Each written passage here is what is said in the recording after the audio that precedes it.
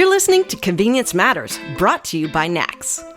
We'll talk about what we see at stores and what the future may hold for our industry. There's no question that electrification is our future. There's also no question that there's going to be challenges along the way.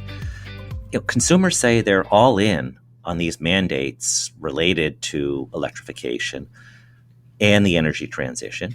But what happens when you talk to them a little bit more about the details? We're going to have a conversation about that today, and it affects how we talk to customers and ultimately how we get to a smoother future that we all agree will work for all of us. Joining us today for this conversation is Rich Carrione. He is Vice President of Operations at Warm Thoughts Communications. And Rich and I were on a panel just last week talking about the issue of what's going on at the retail level, from internal combustion engines to EVs, and a lot of talk about how consumers think. So thanks for joining us today, Rich. Hey, Jeff. Thanks for having me. So we had a nice conversation with at the petroleum, the Pennsylvania Petroleum Association, and just talking about the issues of related to electrification, whether it's involved with home heating oil or whether it's at convenience stores and gas stations.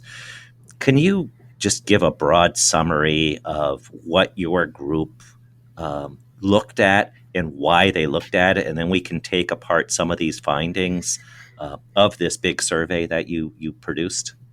Yeah, so the survey that you reference that we spoke about at last week's panel was one slice of what turned out to be the largest consumer research study conducted in the Northeast, specifically for the retail heating industry. We took a look at more than 4,000 or responses from more than 4,000 voters across 8 states, from Maine south to Pennsylvania and New Jersey, to understand their perspectives, their opinions, their attitudes, and their potential decision-making related to energy issues, related to electrification, related to where so much of our energy policy focus has been on moving the needle to carbon reduction. Anytime we're talking about electrification or the Electrify Everything movement, the primary underpinning of that is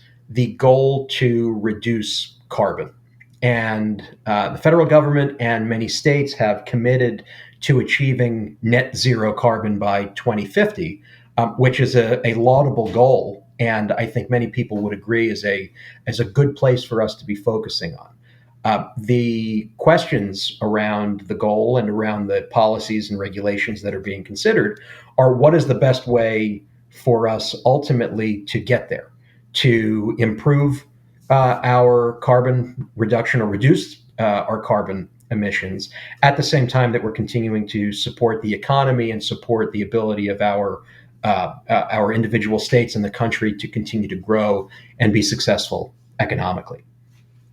And a lot of these transitions that happened 100 years ago, when we went from horse to car, or we went from people pouring fuel into vehicles using jugs to actual gas stations, was kind of easy, relatively, far less population and a far greater benefit to go from a car from a horse to a car than from a car to another kind of car. So what I really thought was intriguing about your presentation is you broke it up into 5 different segments. And you started with, what do people think? And what happens when you talk to them a little bit more? So thought we maybe even want to look at those 5 chapters that you created. And the first one involves their views on climate change. Yeah. So one of the first questions we asked, really to help us understand or get a baseline for where the consumer, where the voter is around various energy-related issues, is their perspectives on climate change, and that's been a political hot potato for quite a number of years, and in certain regions of the country, it's been quite a bit of a battle in terms of the differing viewpoints on that. But when we take a look at the Northeast, so New England and the Mid-Atlantic regions, what we saw pretty clearly is that as far as opinions go, it's a pretty settled topic. Nearly 80% of voters view climate change as a serious threat. And even when we break that down along political lines, more than half of Republicans view it as a serious threat and something that is worthy of focus or discussion or improvement, from a high of 84% of respondents in Vermont to a low of 71 or 72% of respondents in Pennsylvania. So even in the quote unquote purple states, you've still got nearly 3/4 of the population saying that climate change is a serious threat and worthy of some level of focus. And then the next part of that is, okay, we've talked about climate change. How might we address it? And are mandates the way to go? And that's the next part of the discussion. Yeah, and so the data and the statistics are always interesting, right? It often is the case where the first line or the first level of data that you look at might tell a different story, or it might leave out important pieces of information unless you dig in a little bit deeper. And so one of the things we probed with these 4,000 plus voters was their level of, or their opinion, I should say, on what should be done or what potential steps should be taken to positively impact the climate, to reduce greenhouse gas emissions, which are certainly a primary driver of some of our climate change challenges. And what we saw was that less than 20% on average of voters were supportive of the idea of mandates to electrify everything or mandates to shift our energy source to a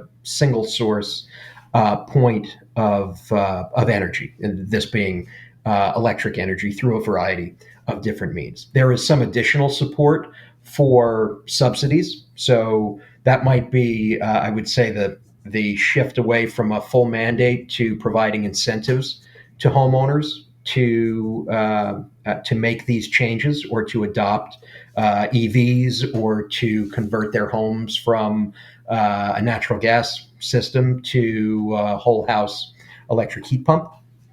And so you've got 20% of the population supportive of mandates. You've got 34 or so percent of the population not supportive of mandates, but supportive of incentives or subsidies. And then you've got 46% of the population who say that government should either take steps, but nothing that would impact the economy negatively, or that government should do nothing at all. And so you've got a bare majority who say government should be active on some level in furthering or improving our situation related to greenhouse gas emissions. When we look even further into the data, the next thing that we really wanted to understand was, okay, so we've got a little bit more than half of the population who says that we should be doing something significant. How much are voters willing to pay for those things? Because there's a big difference between someone who believes that something should be done, typically, and someone who believes that something should be done and they would be willing to pay for it, right? When they have to write the check, that becomes a different calculus for many people. So we probed Absolutely. that line of questioning as well. And what we saw overall was that even the folks who were supportive of mandates or significant subsidies, a bare majority of the supporters would be willing to support increases to themselves, whether through taxes or other costs, that were more than a few $100s per year. So there was a fairly low threshold among even the folks who say we should mandate the shift to EVs or mandate the shift to electric heating, that would be willing to take on a substantial cost burden through either increased energy costs or increased taxes. So there is a question about where the rubber is hitting the road as far as how we achieve some of the things that some slice of voters support. The other point that I would make is that I think there is a bit of a misnomer around energy policy discussions that are happening even in places like the Northeast or California, where there have been more aggressive action or a focus on more aggressive action this way. And there are a lot of folks who are attempting to positively impact this, whether those are elected officials, regulators, et cetera. And they are of the belief that they have a mandate, not a legislative mandate, but a mandate from their constituents that are supportive of actual mandates to create a different outcome. And the data simply does not bear that out. What they may have is a relatively small but vocal percentage of their constituents who are clamoring for certain action. But when we take that out more broadly, there is not we don't see 60% of the population supportive of a push to transition our entire energy economy over to a single source solution. So I want to get back to some of those numbers that you dove into, and where does the support hold up at what price point, et cetera, because when we talk about convenience stores, we get about 160 million transactions a day. Roughly half the U.S. is in equivalent at a convenience store every day. So we are absolutely pro-consumer. If consumers have more money in their pockets, they're happier, they spend more. But before we go there, the other part of your research that was fascinating in terms of setting the stage was asking people how much they know. And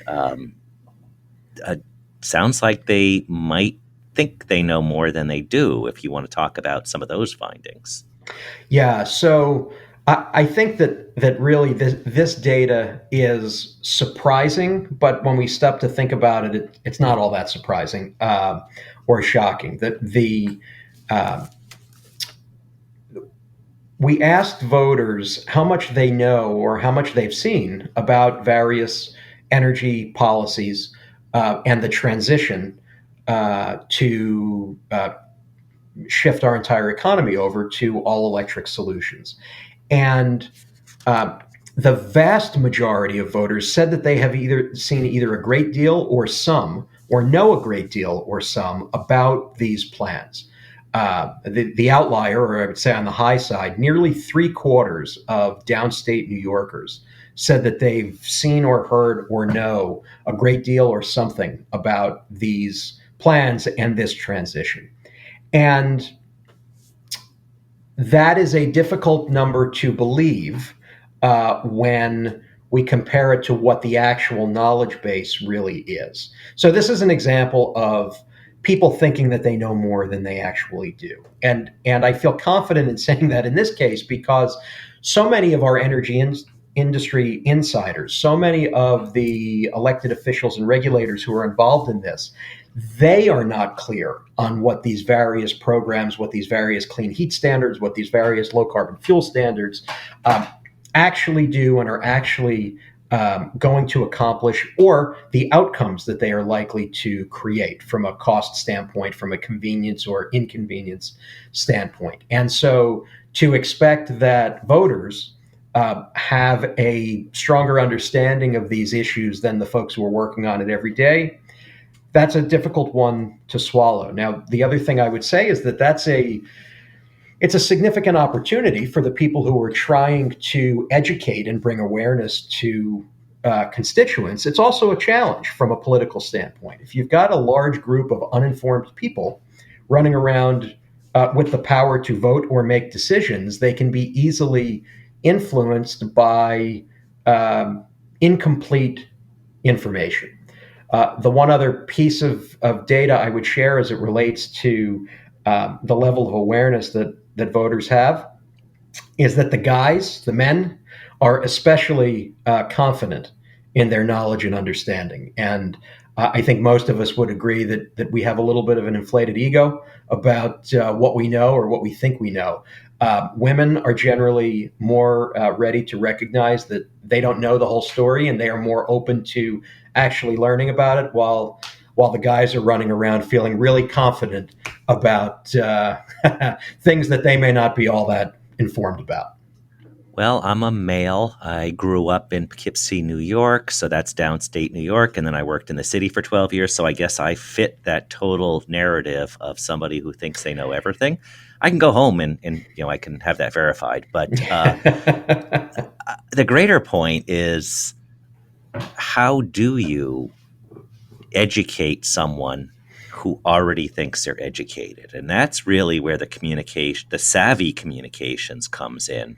And how do you have that conversation where you don't necessarily insult somebody, like, hey, I just want to let you know you really don't know what you're talking about, or you really don't know this issue. And that's how you move the needle ultimately in building out a plan to say, hey, want to here's some things that might be of interest. And that's really, I think, the next step in what you looked at in your research, where you looked at some various scenarios related to electrification and presented things a little bit more sneaky education and found out some different results.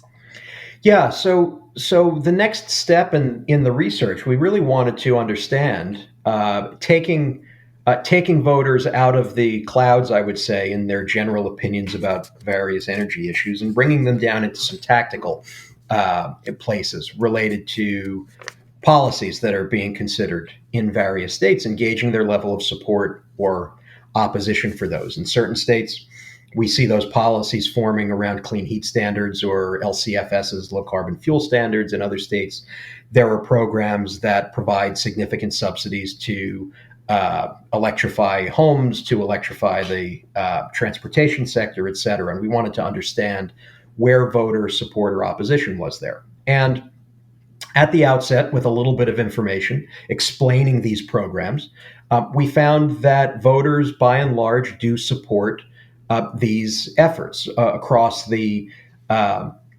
region by almost a 2-to-1 margin when we asked them whether they supported or opposed all electric solutions for home heating and transportation.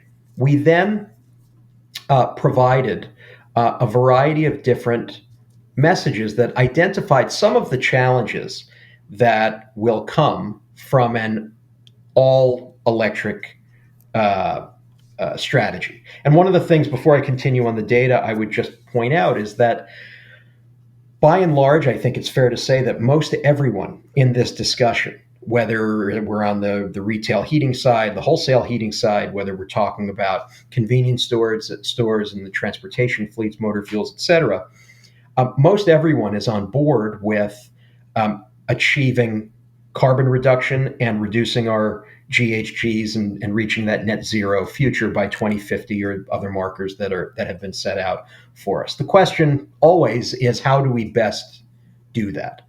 And by and large, the folks who were engaged in this survey and who have been engaged in this issue are not anti one fuel or another. They are very much pro any solution that can get us there. And electrification is one of those solutions that can help us get there. The question then becomes, should it be the only solution? And should other solutions that can help us reach those targets be shelved? One specific example I would share with you is if we take a look at the retail heating oil space. So that's very much a regional industry. It's a northeastern fuel. Mm-hmm. The focus over the last 10 to 15 years for that little slice of the energy space has been on transitioning their product over to what is called bioheat fuel, which is renewable fuel blended with a renewable biofuel blended with regular heating oil to create bioheat. It's a drop-in fuel, significantly reduces carbon emissions, and their plan is to transition to a B100, so a 100% renewable fuel by 2050. Certain policies, depending on how they get implemented, could essentially eliminate that industry and eliminate their ability to do that. So the question becomes, are the goals of these plans, these carbon reducing plans, actually focused on carbon reduction, or are they actually focused on eliminating combustion? Because we can achieve carbon reduction without eliminating combustion, or we can focus on a one-size-fits-all approach and electrify everything, everywhere, in every place strategy that may not get us where we want to, that could create significant blowback in the process, and also do a significant amount of damage to our economy. So that was a little bit of a tangent to provide some context, but what we did was we gauged the level of support or opposition to these kinds of plans. We then presented something like 17 or 18 different statements that outlined some of the challenges with a one-size-fits-all approach and what voters or homeowners could expect to have to deal with depending on how these policies go forward. And what we found was that, perhaps not surprisingly, the messages that were, I would say, of greatest concern, or the information that was of greatest concern, related to the upfront cost of installation of these systems. I think that if we were to apply that to motor fuels or transportation as well, there would be similar responses related to the upfront cost of EVs. The concerns about inequity, that forcing homeowners to spend thousands of dollars to convert their homes or adopt new cars, would hit low-income families the hardest. Concerns about the cost of electric usage. If you increase the demand without radically increasing the supply, you're going to have an imbalance, likely leading to higher costs.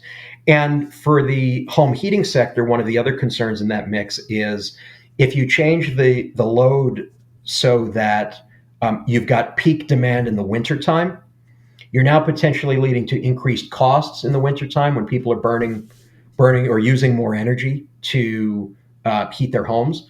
But you also have issues if there are electric grid challenges in terms of their reliability, in that it is much more dangerous to have a power outage in the wintertime, people losing heat, than it is in the summertime, right? You lose your electric in the summer. It's really annoying and it's uncomfortable if you don't have air conditioning, and you might be sitting around with fans or with portable fans, or you might be just sweating constantly, and that's uncomfortable. You don't have heat in the winter. That's kind of a different story, especially if you don't have it for a long time. So and we're focusing on the Northeast, where if we were talking about Phoenix, different conversation. Yeah, different conversation. And again, related to the home heating slice of it, you go to the Southeast, electric heat pumps are all over the place because they are good products. They're good solutions, especially when you don't have really cold winters. They're great in South Carolina when you might have 10 cold-ish days all year. They're less great in Maine when you're dealing with 100 legitimately cold days in a year. So we tested, or we provided feedback, or got feedback from our 4,000 plus respondents around the information that was most concerning to them. And then we asked them the question again: now that you have learned this new information, how supportive are you? And what we saw was a significant shift. Even in the states that you might identify as the bluest of blue states, the folks who are the most progressive, the folks who are really focusing on climate and the environment far above other issues, what we saw was a significant weakening of support for these programs. For one example I would share, Massachusetts started out with 71% support for these kinds of plans to electrify the energy sector, and only 20% opposition. After learning about the potential outcomes, support fell from 71% to 39%. Opposition increased from 20% to 44%. That's a significant swing. Massachusetts was the greatest, but double-digit shifts in every state that we spoke to voters about. And I think that what that highlights is again, the level of information or understanding of these various plans. The devil's always in the details. We know this. But once people start to understand what the real outcomes are, their perspectives on what should be done shift significantly. So take walking through everything. Your study found that largely people say, yes, we agree that climate change is real and probably something we need to look at. They also think they know the issues. Mm-hmm. Third thing is their opinions change when they learn more, and they learn that there are costs associated that might be incurred by them. So what is the big takeaway that convenience stores, home heating operators, anybody that sells fuel, current fuels, and looking to do this transition with as few challenges as possible, what's the big takeaway for them in what they might need to know or do? So, first and foremost, I think is a conversation or a focus around engagement, right? Making sure that uh, as a small business owner, whether you own a number of convenience stores, whether you are a retail heating a business owner, engagement with your customers, engagement with your elected leaders is the only way that you'll have the ability to influence their thinking about this issue or others. So, Mm-hmm. if you are not yet engaged in those pieces, I would certainly encourage folks to get engaged, whether that's through their associations or whether that's individually getting to know their local officials at in the state house or their Congress people, et cetera. I think also the folks who hold elected office, they do want to know and hear from the people who are employing folks in their districts. And so our experience certainly has been that they welcome the discussion, even if they don't always agree with the particular perspective being brought. Yeah, And they want to feel yeah, smart. They want to be smart. Their job yes, is to represent people, and the more people, and I know that we say it over and over at NACS, they want to hear your voice. They really do, yes, particularly at the local level. absolutely. And politics is a funny game. We all have our opinions about what works well about it and what isn't. But these are people, the politicians that I'm speaking about. These are people that by and large are trying to do the best job that they can for their constituents. And if you can help them do that job a little bit better, or open their eyes to a perspective that they had not considered, I think we've certainly seen that can go a long way. And you'd be surprised the folks that you think are absolutely not supportive of fill in the blank. If you can get the right people with the right message in front of those folks, or you can galvanize enough uh, action among a particular consumer base to put a little pressure on those folks, you'd be surprised at the shifts that can occur. And that's a really exciting slice, I think, of what's possible. Well, I've never been on a dais in a presentation and taken 3 pages of notes when somebody else was talking. I thought it was a great conversation that we had last week in talking to the association, the PPA. And how can others, first off, Warm Thoughts Communications is a cool name.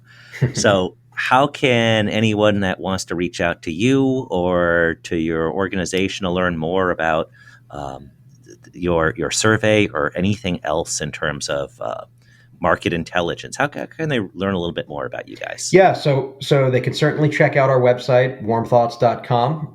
Anyone who might be listening, who might be curious about this data or insights or what else we have seen in this ongoing conversation about how to help move the needle and create positive outcomes, I would welcome any of your listeners to reach out to me directly. They can do so at rcarrione at warmthoughts.com. That's RCARRIONE warmthoughts.com. I would also share my cell phone number with your audience as well.